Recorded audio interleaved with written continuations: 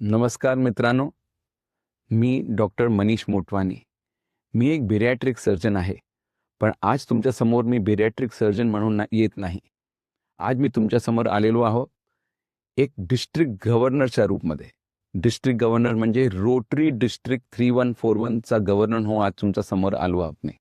आणि यावर्षी म्हणजे 25-26 या वर्षी आमचा एक खूप महत्त्वपूर्ण प्रोजेक्ट आहे आणि तो प्रोजेक्ट आहे सर्वायकल कॅन्सरबाबत लोकांमध्ये जागरूकता पैदा करणं आणि सर्वायकल कॅन्सर वॅक्सिनेशनच्या बाबत जर आपल्या मनात काहीतरी गैरसमज आहे ते गैरसमज दूर करणं. हा विषय आमच्या हृदयाचे खूप जवळ आहे. मित्रांनो, हा उद्देश आम्ही पूर्ण करतोय एक शॉर्ट फिल्मद्वारा. एक कोशिश. ही शॉर्ट फिल्म आमचा एक प्रयास आहे ज्याच्याने आम्ही घरात घरात पोहोचायचा प्रयत्न करणार. प्रत्येक रोटरी क्लब आणि रोटरींचा नेटवर्क आम्ही यूज करू आणि आमचा हा उद्देश की आम्ही मुंबईतून आणि देशातून ह्या कठीण कॅन्सर म्हणजे सर्वायकल कॅन्सरला आम्ही लेडीजच्या जीवनातून बाहेर काढू. हे आमच्या या प्रयासमध्ये तुम्ही सगळं सहभागी व्हा. नमस्कार. नमस्कार, मी मधु आहे. एक कलाकार म्हणून मी नेहमी लोकांच्या नजरेसमोर असते. पण माझी खरी ताकद ही आहे की मी माझ्या आरोग्याकडे लक्ष देते आणि इतरांनाही त्यांच्या आरोग्याकडे लक्ष देण्यासाठी प्रेरित करते आणि करू शकते. आज याच विषयावर मी माझा आवाज आपल्यासमोर मांडत आहे. सर्वायकल कॅन्सर हा टाळता येण्यासारख्या कर्करोगांपैकी एक आहे. तरीसुद्धा माहितीच्या अभावामुळे अनेक महिलांना याबद्दल खूप उशिरा कळते आणि अनेकदा तेव्हा उशीर झालेला असतो. योग्य वेळी लसीकरण करणे, तपासणी व स्क्रीनिंग करणे आणि वेळेवर डॉक्टरांचा सल्ला घेणे यामुळे सुरक्षित भविष्य घडू शकते.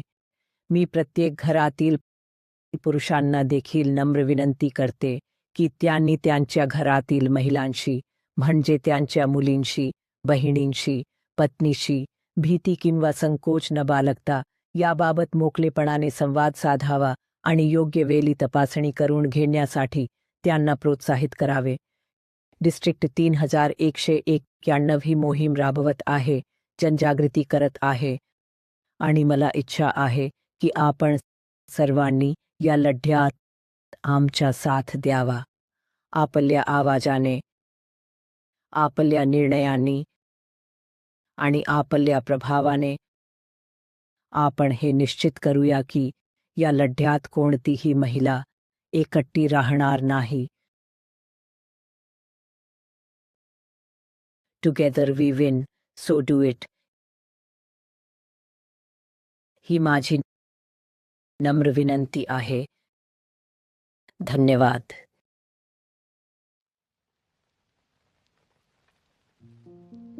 टिफिन मध्ये जे दिले ते सगळं खायचं. मी तुला सायन्स दिवसामध्ये येणार ना? नक्की का नाही येणार?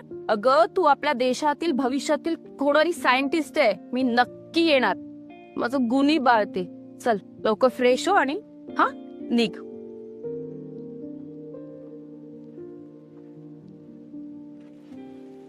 चल मी करते. मम्मी आज मी दूध नाही पिणार. का? ठीक आहे, लवकर निघ, चल उशीर होतोय. प्रत्येक आईची एकच इच्छा असते, आपली मुलगी वाढताना पाहावी, आनंदी, सुरक्षित आणि आत्मविश्वासाने भरलेली. आई लवकर ये. काय झालं बाळ? काही धोके असे असतात जे शांतपणे वाढत राहतात, कोणतीही चाहूल न देता. आपण आजच डॉक्टरकडे जाऊया.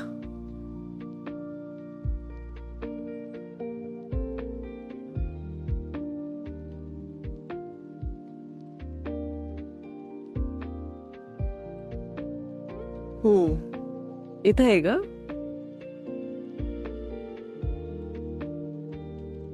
मोठीन तुला काय बनायचंय? मी डॉक्टर अब्दुल कलाम सरांसारखी मोठी सायंटिस्ट होणार आहे. खूप छान.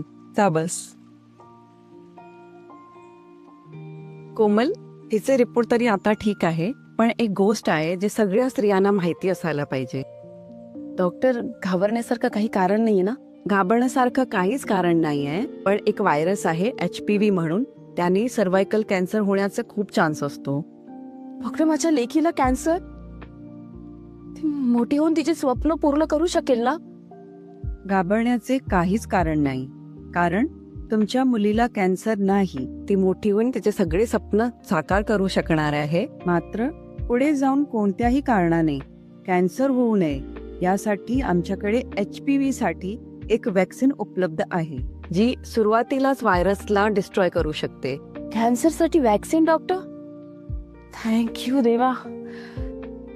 हो, कॅन्सरसाठी वॅक्सिन आहे आणि ही वॅक्सिन जर आपण 9 to 26 इयर्स मध्ये तर खूप फायदेशीर असते, पण तुम्ही हे 45 इयर्स पर्यंत पण घेऊ शकता. Thank you so much doctor. Doctor, पुढे जाऊन तिला काही प्रॉब्लेम तर होणार नाही ना? काहीच प्रॉब्लेम होणार नाही and she will lead absolutely healthy life. मग हे वॅक्सिन ते कधी घेऊ शकते? ही वॅक्सिन जेवढं लवकर घेतलं तेवढं चांगलं असते. ती वॅक्सिन आपल्याकडे आहे, ही आता पण घेऊ शकते. चालेल. Are you ready? का घाबरणार तर नाही? She is my strong girl. तिला जाणवलं ही लस केवळ एक इंजेक्शन नाही, तर तिच्या मुलीच्या उद्याची सुरक्षता आहे. मम्मा असं दुखणार तर नाही ना? काही नाही. छोटी मुंगी चावल्यासारखं वाटेल आणि माझ्या लेकीचे सगळे त्रास संपून जातील. लांब श्वास घेता. तुला काय काय आवडते? मी बॅडमिंटन खेळते, फुटबॉल खेळते, स्केटिंग करते. झालं. एवढं लवकर मला कळलं पण नाही. तू मोठी सायंटिस्ट झाल्यावर मला विसरणार तर नाहीस ना? कशी विसरणार डॉक्टर? तुम्ही तर माझे इन्स्पिरेशन आहात. थँक्यू. तुला शुभेच्छा. Thank you doctor. एक छोटीशी लस, एक सुरक्षित उद्या.